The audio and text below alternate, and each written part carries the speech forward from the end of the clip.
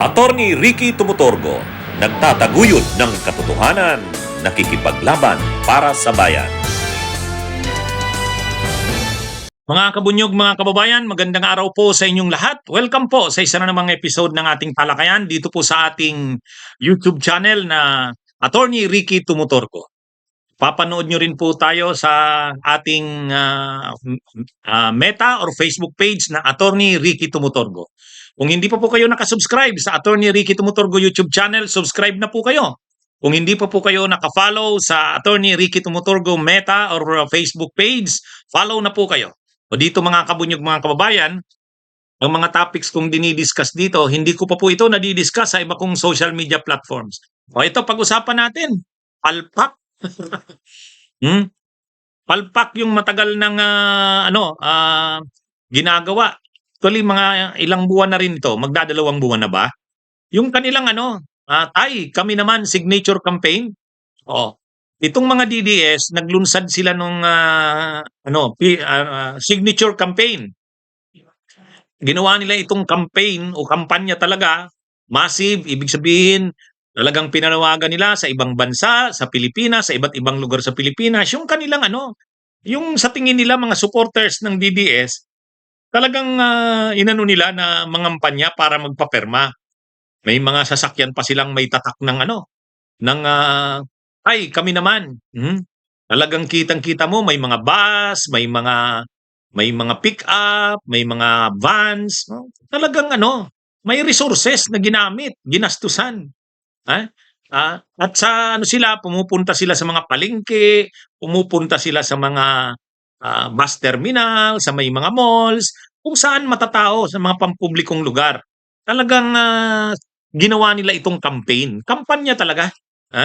Nagpapapirma sila na para palayain na daw si dating presidente Rodrigo Roa Duterte.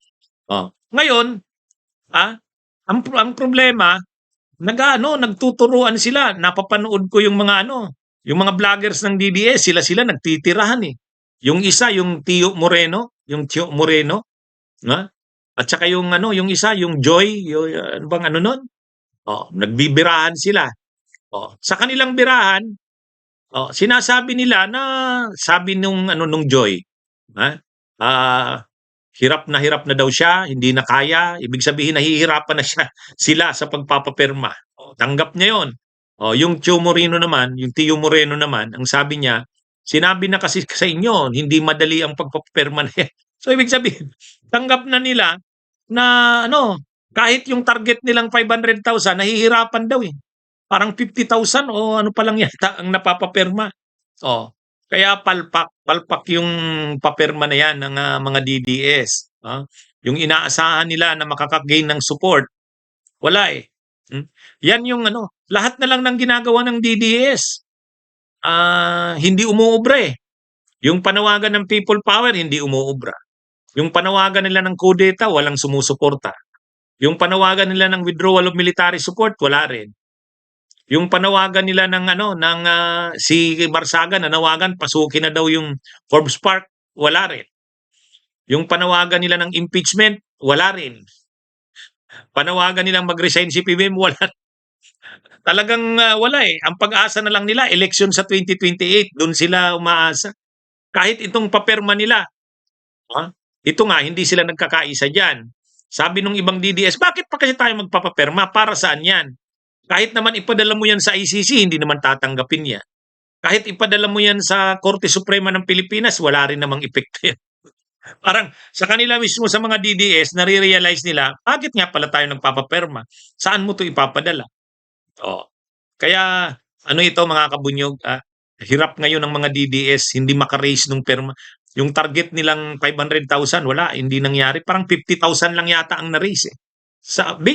Based sa nababasa natin, sa nakikita natin na na mga nila, kasi nagpapalitan sila ngayon ng mga tirahan.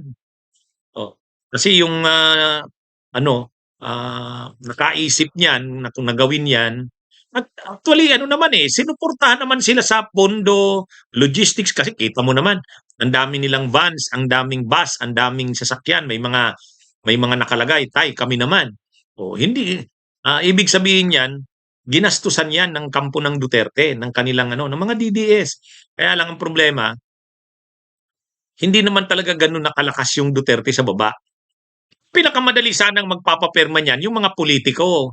Oh, yung mga politiko, yung mga mayors, o yung mga kapitan ng barangay, yung mga governors, kongresista. Ang problema, sino pa ba naman ngayon ang mga mayors, kongresista at governors na Duterte? Karamihan niya na niyan nasa Marcos eh. Karamihan na niyan nasa Marcos. Kaya yung kung pagagalawin lang nila yung mga vloggers nila, yung mga DDS supporters nila, hindi yan. Oh, kaya nare-realize na nila ngayon, mahirap pala. Bigla nare-realize nila mahirap pala yung ginagawa nila na yan. Oh, kaya tanggap na nila na hindi kakayanin yung target na signatures na 500,000, hindi. Ha? Hindi nila nakukuha. Napapagod na sila, may mga sumusurrender na. O ngayon, ano na, nagsasagutan na sila, nagkakasingilan, yan ang nangyayari ngayon sa mga DDS.